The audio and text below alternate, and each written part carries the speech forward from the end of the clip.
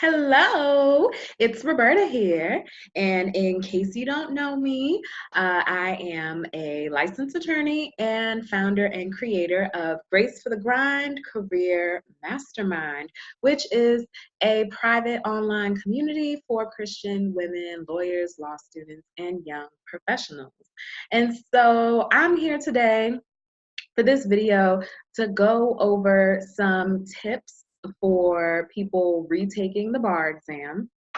And I'm going to tell you up front, these are not suggestions that I came up with on my own. But these are suggestions that one of our members in Grace for the Grind posted inside of our group and app. You can't really see it on the video, but there's an app and an online group. So shout out to Raina for putting these tips in. And these are tips that she has gotten from her own personal assessment and also from discussion with others. And so I was just going to go through what she has here in this post and basically co-sign and also add a little extra explanation for that. So if you want to see the actual post for yourself, I will drop the link in the comment box or in the description box so that you can join Grace to the Grind, and then that way you'd be able to see the post for yourself and comment and all of that stuff. But otherwise, you can continue to watch the video. Okay, so the first thing here is to understand your score report.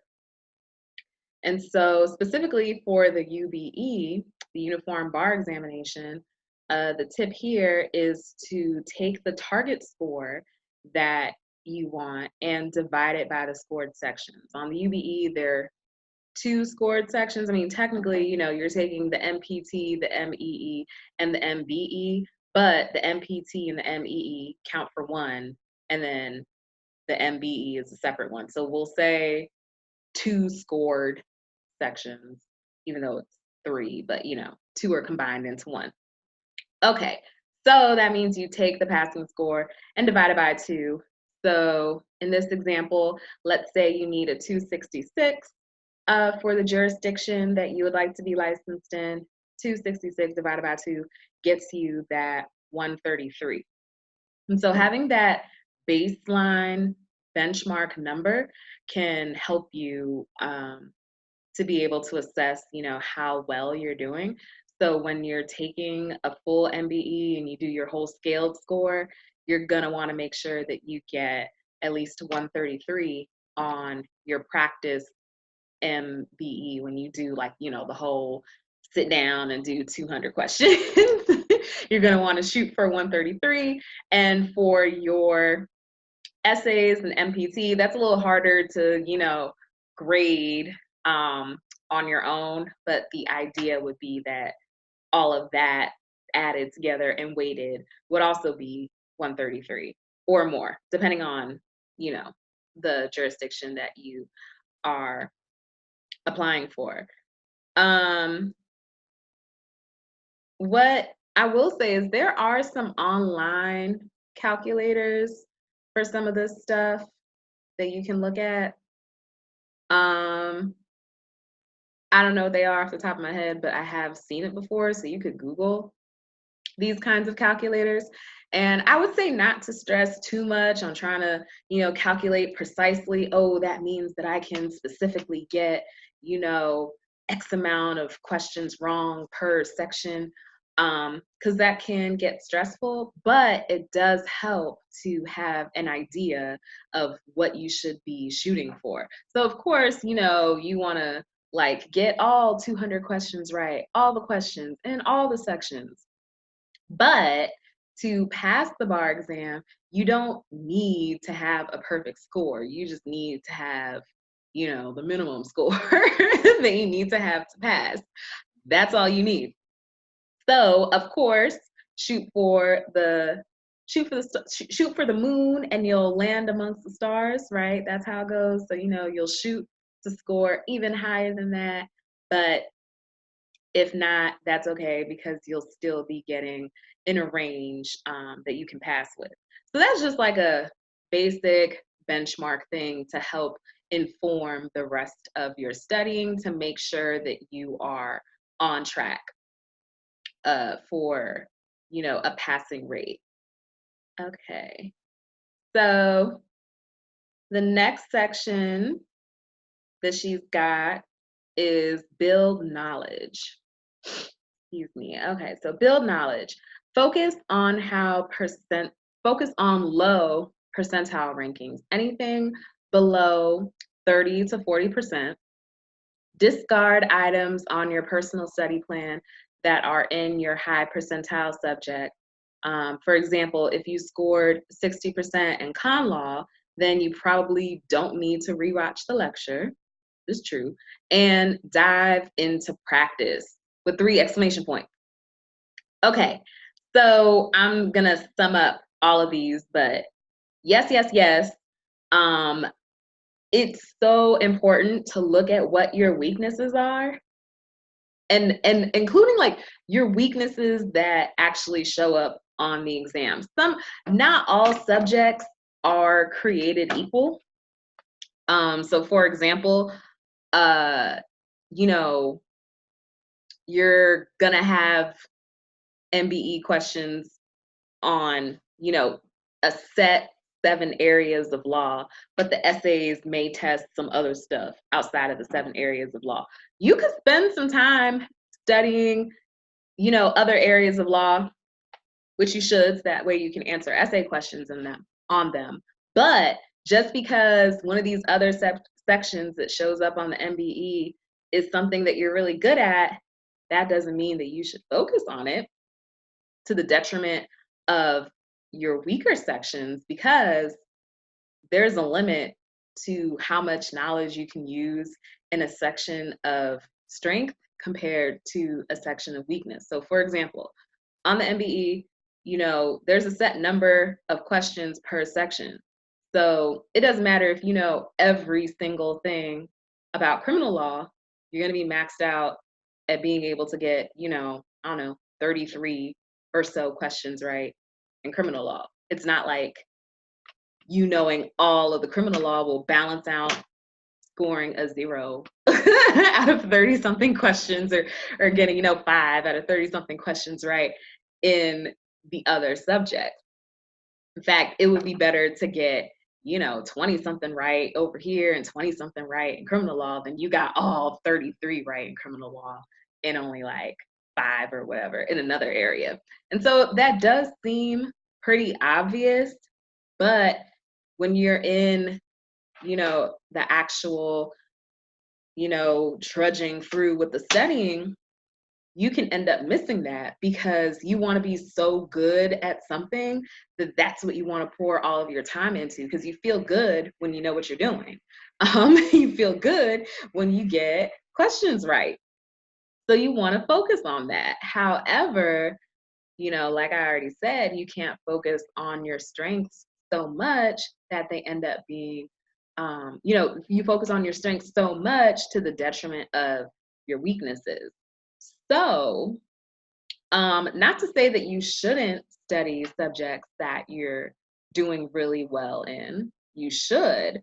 But for example, if you need to prioritize your time, and let's say you only have 3 hours to study and you've got 2 subjects that you're going to focus on for the day, and let's say your strength is crim law and your weakness is property law, and you got 3 hours to study. Instead of studying an hour and a half for crim law and an hour and a half in property law, you may want to study 2 hours in property law and 1 hour in crim law. And depending on what the disparity is, you may even want to study 2 hours, 15 minutes on property and 45 minutes on crim law. Because there's a difference between, oh, I already know crim law pretty well. At this point, I'm just reviewing stuff that I already know. That takes less time than I don't really know this stuff and I need to teach myself this area of the law, that's going to take a lot longer. So, when it comes to allocating your precious study time, yes, you do still want to allocate time to the subjects that you know that you are good at, but you're going to actually want to allocate even more time to the subjects that are tested that are also weakness. And, I keep saying that are tested, that are tested, that are tested, because there are some subjects that aren't tested that often. So you can also look online and, find the frequency of how often different subjects are tested. And that can also help you to prioritize what you study in your precious study time. Okay, so focus on low percentile rankings, anything below 30 to 40%. Yeah, focus on that more than your strengths. Discard items that are in your high percentile subject. Dive into practice. Yes. So, for example, yeah, if you are really good in con law, exactly, you probably don't need to rewatch the lecture, make a whole new outline, make new flashcard. Like, you probably don't need to do all that for what you already know. But for all these other subjects that are not your thing, practice, practice, practice, practice, practice. Even the ones that you are also good at, keep the muscle strong by doing some review questions of those. And so when you are most alert and ready to tackle new things, use that time for doing your practice questions in the areas that you have your weakness, because at that point, your mind is able to soak in more and react faster and be able to better retain. So that would be the ideal time to, study, stuff that you're kind of learning for the first time, kind of trying to figure out, kind of needing to have that extra time doing. And you can do that through the practice questions, because that's how you are able to know how to answer these questions on the exam. Because knowing the law isn't enough. You have to actually know how to answer these questions. And you get better at that by doing practice problems. And so what you could do is, during the time when, like, you came home from work and you're like tired and you're not as alert, that could be your time when you study your strengths. Before you go to bed, you do 10 MBE questions. And, like, on one hand, it's like, oh, just 10, that's not really that many. Like, what's that going to do for me? I need to get this score up. I need to pass. But 10 questions a day, 10 times 7, that's 70 questions a week. And then a week, 4 weeks in a month, 70 times 4, what is it? 280 questions a month. 3 months of studying, that's already what? I don't know, 700 plus multiple choice questions or something. That's a lot. That's a lot of questions. That's almost 1,000 practice questions that you just did, when you were just before you go to bed. So it's possible to, build this stuff in. I'm kind of getting ahead of myself about what to do when you're studying for the bar while you're also working. But that right there is a major key, because all this stuff adds up.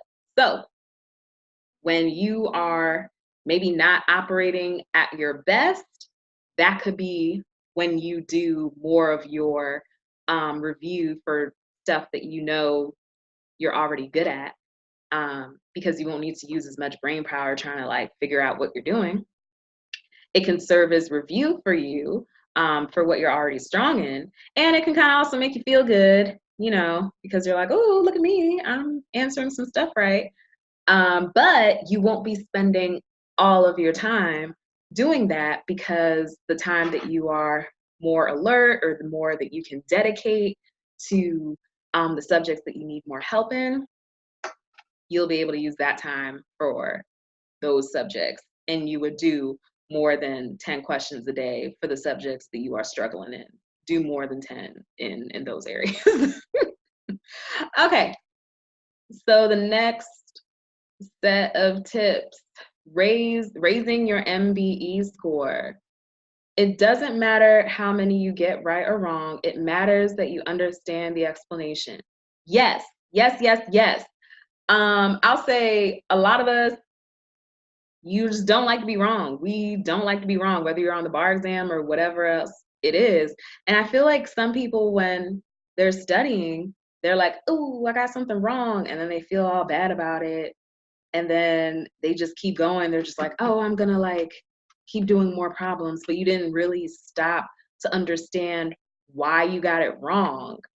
It's okay. Like, to be honest with you, like the studying time is the time to be getting stuff wrong at the beginning. It's fine if you getting a whole bunch of things wrong when you're just starting out, because that way you'll learn. Because then by the time the test comes around, you're going to be like, oh, I got this wrong before. I'm not going to get it wrong again, because I know why I got it wrong, and I know what to look for now. So don't hold it, too hard against yourself if you're getting things wrong, because that's just more opportunity for you to learn. Obviously, if you're getting everything right and you understood what you were doing, then that's good. But if you're just getting stuff right and you kind of don't really understand, that's not the best either. Like, the ideal is that you're getting things right and you understand. And when you get things wrong, but then you understand why you were wrong, then that means that you learned what you needed to, so that you can get them right in the future. Okay.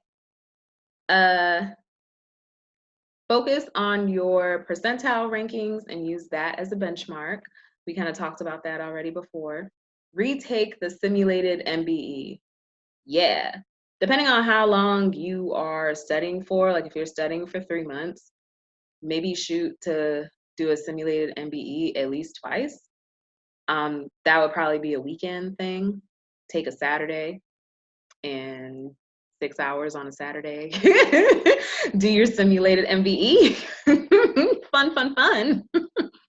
But some people, what gets them, it's not that they don't know the law, but they don't have the stamina. You need to build your stamina up, so that you know the strategy for being able to do, 100 questions in 3 hours, little break, and then another 100 questions in another 3 hours. Like, that could be what trips you up, and not necessarily that you don't know what you're doing.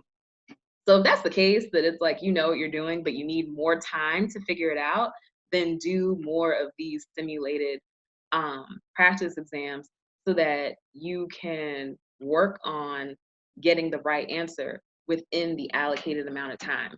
So that's another thing, like, identify what your issue is. Is your issue, a lack of substantive knowledge of the law, or is your issue time management? Or another bonus, is your issue mindset and confidence? Is that it? Because sometimes that's what gets people. You just gotta believe in yourself. You gotta believe in yourself. And for those of us, people of faith out there, believe in who is in you. Believe in Jesus. You can do all things through Christ. Amen. Amen. Like, believe it though, because some of us say it, but you don't really believe it. You have to actually believe it. So that could be what your issue is instead. If that's the case, then that's a faith thing that you'll work on. Okay. Next, refamiliarize yourself with deficient areas. That was kind of discussed. Try doing smaller question sets. That's kind of what I said with doing like 10 questions before you go to sleep.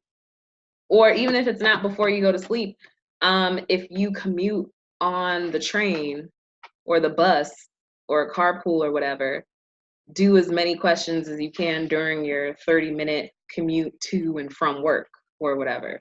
Or, yeah, it doesn't have to be a whole, I'm doing 30 something questions at a time every time.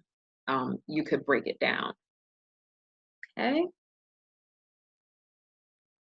Okay, next are tips that she's got for raising your MEE score. Bar examiners love formulaic answers. That is true. That is true. And legal writing isn't necessarily intuitive. So know the formula. I'm not about to go over it now, but it'll be in your study materials. So yeah, like, you know, if you're gonna IRAC it out or whatever, like I went to the George Washington University Law School. They taught us TREAT, which is like thesis, rule, explanation, analysis, thesis. So you could do that too. You know, whatever the formula it is that you learned, make sure that you're applying it. Make sure that your writing is clear, so that way the grader knows what you're answering and what you're analyzing and what your conclusion is, um, so that they can give you the right points. Because if you are just spitting it all out, just getting it all down on paper, that's good, but the graders don't have time to be searching for what your answer is to this and that. Like, you need to put it down in a structured, organized format that people can recognize. And if you need to practice that, then you need to practice doing that. But after a while, after you get the hang of it, then you don't have to spend your time writing full essays anymore. You could just like outline your essay answers. And then when it comes to the actual bar exam, then you can write out full essays. But I'm only saying to do that if you already know how to write essays. If you do not know how to do that, then you need to learn how to do that first before just outlining questions, before just outlining answers to questions. Make sure you've got the foundations of legal writing down, because you need that for the MPT and the MEE. So keep that in mind, as well for writing. Okay. Avoid using if. It's likely not in the facts / you're making it up. That's a good tip. Use the facts that are in the problem that you're given. Okay.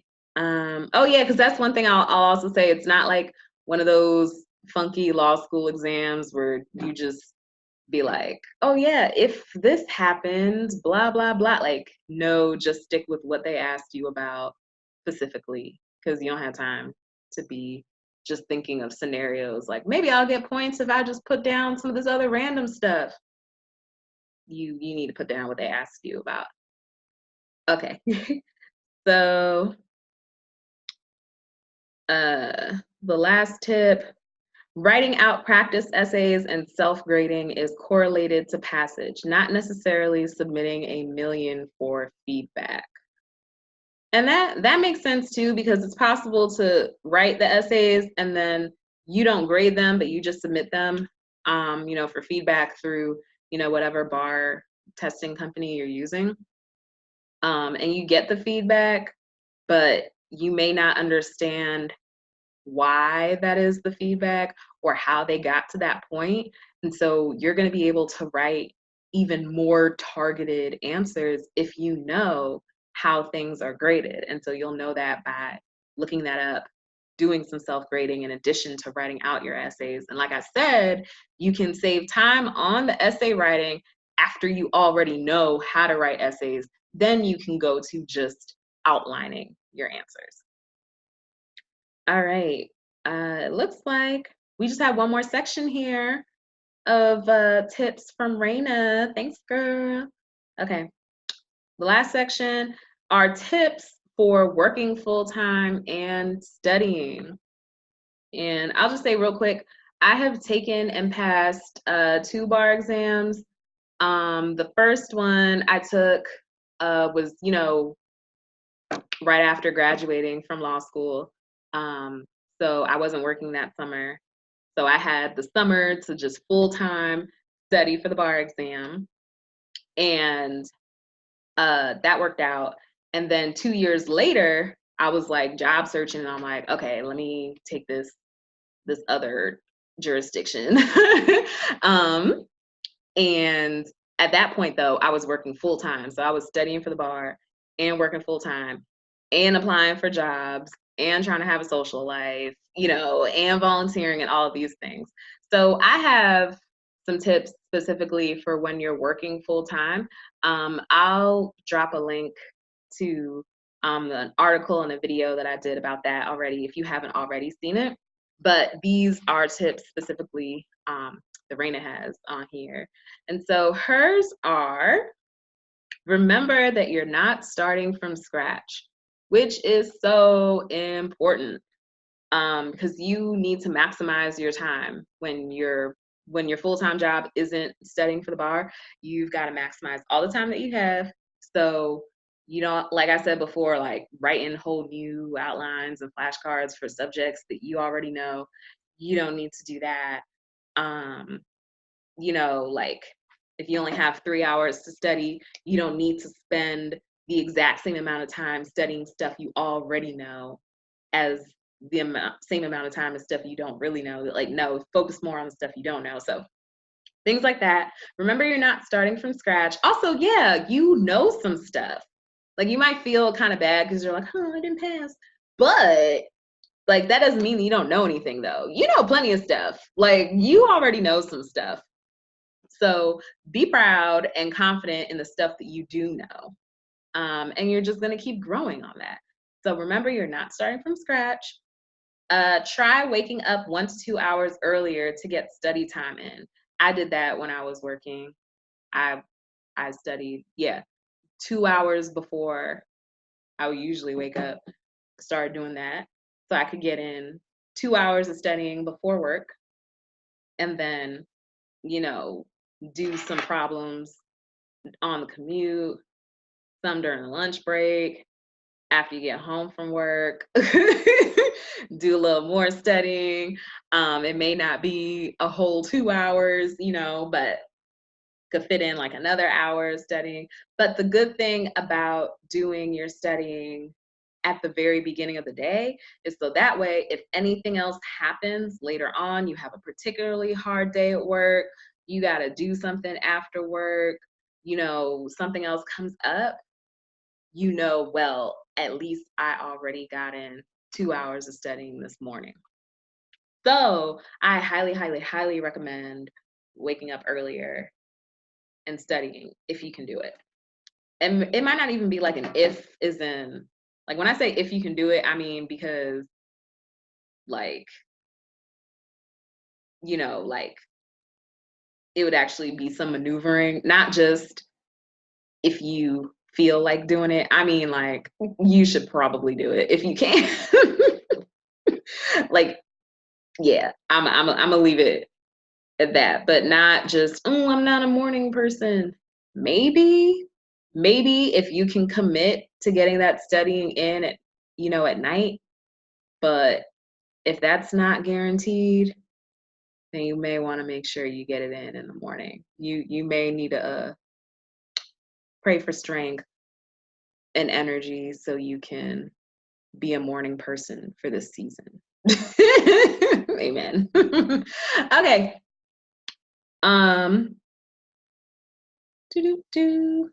Use evenings for active studying. Review outlines, flashcards, and leave more brain power tasks for the mornings. And that's what I was saying earlier, so I won't get into that more.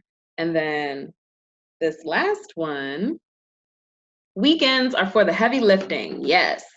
If you're going to do a simulated MBE, or you're going to learn a whole brand new subject and you need more than 2 hours, yeah, your weekends need to be your, 8-hour plus days of studying. But that still leaves you time to have fun, because you could still study all the way from, 9 to 5, 9 to 6 p.m. and still have all of your evening to go have fun.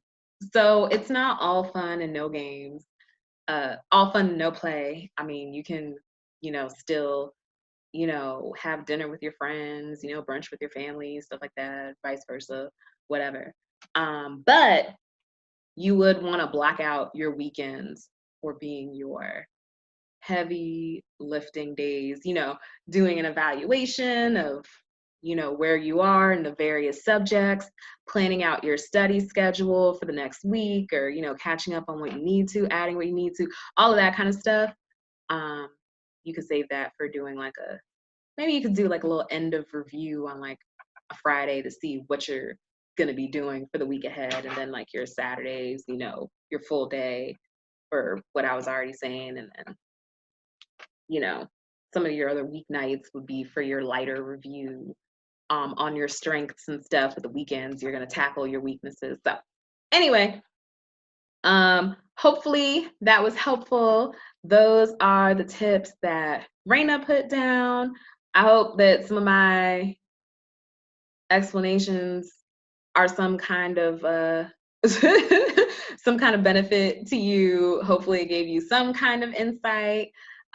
So yeah, if you have any questions on anything in particular, you can drop that down in the comments. I co-sign with everything that Raina said. Thanks, girl, for sharing with others and not keeping the good information to yourself. And so, yeah, if you want to say hey to me, you can say hey in the group, link below. So, prayers up for you.